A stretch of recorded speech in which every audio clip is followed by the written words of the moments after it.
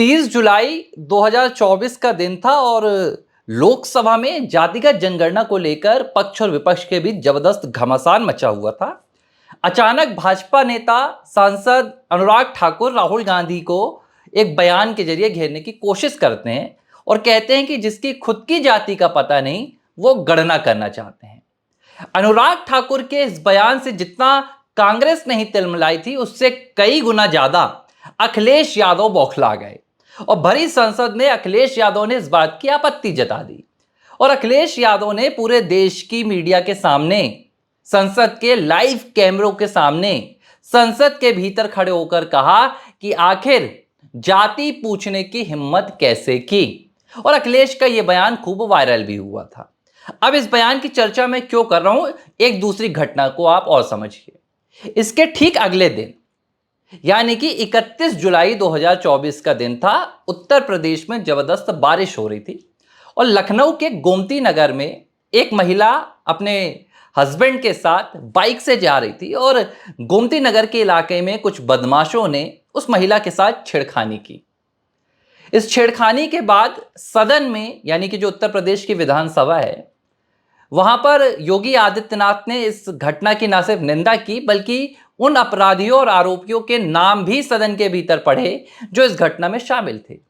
और दो नाम लिए गए थे, एक नाम अमन यादव था और एक और नाम था।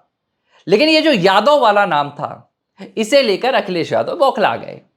अखिलेश यादव ने यह आरोप लगा दिया कि योगी आदित्यनाथ खास तौर पर यादव जाति वाले आरोपियों के नाम ले रहे हैं, बल्कि इस घटना में और भी कई लोग शामिल थे। कुल मिलाकर अखिलेश यादव बार बार योगी सरकार से ये कहते रहे, भाजपा को इसलिए घेरते रहे कि भाजपा जातियों के नाम ले रही है। इन दोनों घटनाओं का एक साल का वक्त बीता और अब 2025 चल रहा है, सितंबर का महीना चल रहा है और अब योगी सरकार ने एक ऐसा फरमान सुना दिया है, वो भी इलाहाबाद हाईकोर्ट के आदेश के बाद, जिसके बाद उत्तर प्रदेश की पूरी राजनीति बदल जाएगी। उत्तर प्रदेश में जातियों के नाम पर सियासत करने वाले दलों का सियासी सफर खत्म हो जाएगा और जो सबसे तगड़ा झटका लग रहा है, इस फरमान के बाद जो सबसे बड़ा भूचाल आया है, वो समाजवादी पार्टी के गुट में अखिलेश यादव के घर में आ गया है। जिस जाति को आधार बनाकर 2024 के लोकसभा चुनाव में अखिलेश यादव ने उत्तर प्रदेश में, जहां भारतीय जनता पार्टी का गढ़ बन चुका था, वहां भाजपा को 33 पर लाकर समेट दिया। अब वही जाति का दंश अखिलेश यादव की सियासत खत्म करने वाला है। हुआ क्या है, पहले यह बताता हूं। दरअसल योगी सरकार ने इलाहाबाद हाईकोर्ट के एक आदेश के बाद एक नया निर्देश राज्य सरकार को दिया है, मतलब राज्य में तमाम अधिकारियों को दिया है। मुख्य सचिव हैं जो उत्तर प्रदेश में योगी सरकार के, उनकी तरफ से यह आदेश आया है। और इस आदेश में क्या कहा गया है, यह आप बड़े ध्यान से सुनेगा। इस आदेश में साफ तौर पर निर्देशित किया गया है कि अब उत्तर प्रदेश पुलिस किसी भी आरोपी या अपराधी के नाम के साथ उसकी जाति का इस्तेमाल नहीं करेगी, यानी कि वो कौन सी जाति का है यह नहीं बताया जाएगा।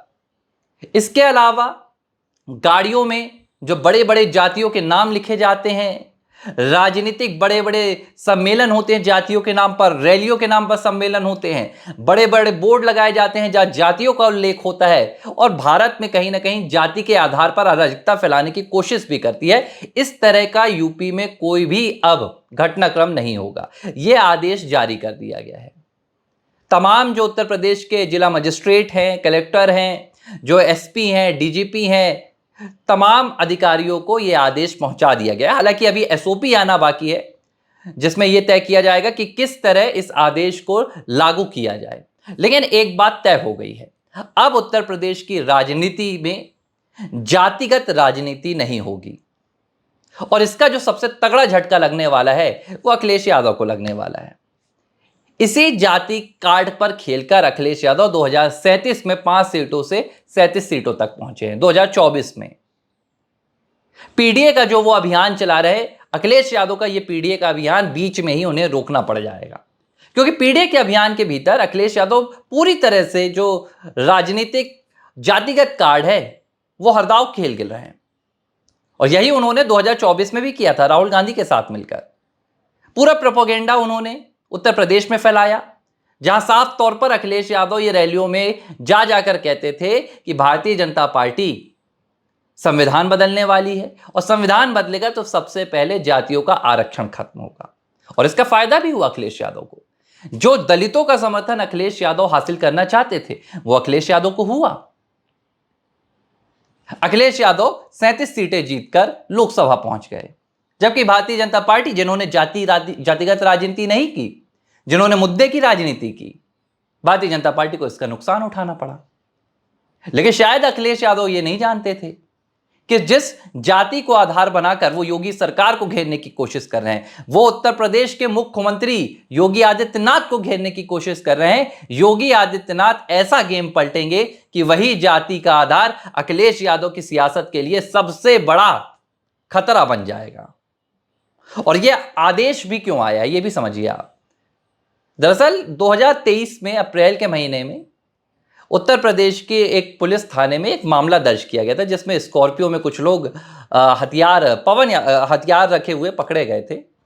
और इसके बाद जब थाने में मामला गया तो इनका जब अपराध पंजीकरण किया गया, एफआईआर में नाम लिखा गया, तो नाम के सामने इनकी जातियों का उल्लेख किया गया था। जैसे एक का ब्राह्मण लिखा गया था, एक का क्षत्रिय लिखा गया था, और इस पर इन्होंने आपत्ति जताई थी। और मामला जो है इलाहाबाद हाईकोर्ट गया, जहां हाईकोर्ट ने निर्देशित किया कि आप जातिगत बढ़ावा भेदभाव मत पैदा कीजिए समाज में।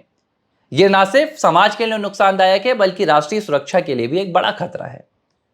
और इस आदेश के बाद योगी आदित्यनाथ सरकार को निर्देशित किया गया और योगी आदित्यनाथ सरकार ने 1 मिनट भी वक्त गवाए बिना पूरे उत्तर प्रदेश में इस फरमान को लागू कर दिया, इस आदेश को लागू कर दिया।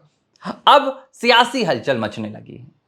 अखिलेश यादव तक जैसे ही यह आदेश पहुंचा है, अखिलेश यादव की सिट्टी पिट्टी गुल हो गई है, क्योंकि पिछले 2 सालों से अखिलेश यादव सबसे ज्यादा जातिगत राजनीति कर रहे हैं और इससे उन्हें फायदा भी मिल रहा है। 2027 में सत्ताधीश बनने का ख्वाब भी अखिलेश यादव इसी जातिगत राजनीति भी कर रहे हैं।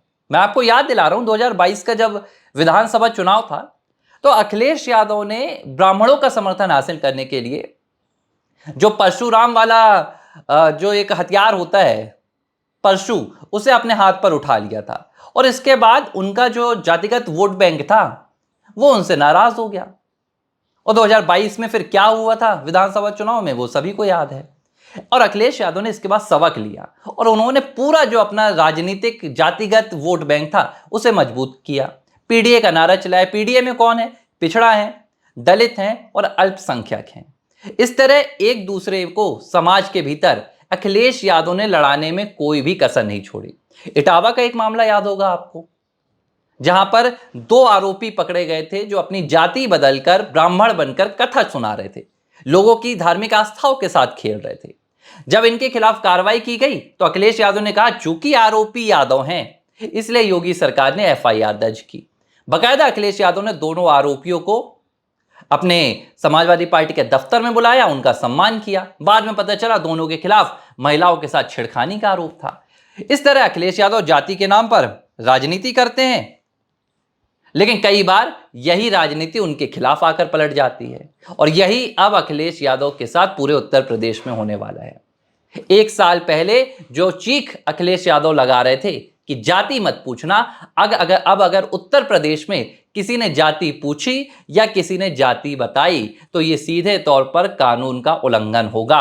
ना तो समाजवादी पार्टी किसी तरह के या कोई और दल, न राजनीतिक न कोई संगठन वाले दल जाति के नाम पर कोई कार्यक्रम नहीं कर सकेंगे। हालांकि भारतीय जनता पार्टी के एनडीए के भी जो सहयोगी दल है, चाहे वह सुहेल देव समाजवादी पार्टी हो, अपना दल हो, निषाद पार्टी हो, इन्हें भी झटका लग सकता है, क्योंकि कहीं ना कहीं जो राजनीति चलती है इसमें कोई भी दल हो जाति के बंधन में तो वो बंधा हुआ ही है, खासतौर पर उत्तर प्रदेश में। लेकिन अब भारतीय जनता पार्टी को यह तय करना होगा, योगी आदित्यनाथ को यह तय करना होगा कि इस आदेश को कितने सही तरीके से वो उत्तर प्रदेश की जमीन पर लाते हैं और पूरे उत्तर प्रदेश को एक सूत्र में बांधने की कोशिश करते हैं। जहां ना जाति पूछी जाएगी, जहां ना धर्म पूछा जाएगा, जहां सिर्फ एक मजबूत कानून व्यवस्था पूछी जाएगी, उत्तर प्रदेश का विकास पूछा जाएगा और उत्तर प्रदेश की तरक्की का हिसाब होगा, जातियों का नहीं। एबीसी हिंदी न्यूज, आज ही जुड़िए हर खबर के साथ।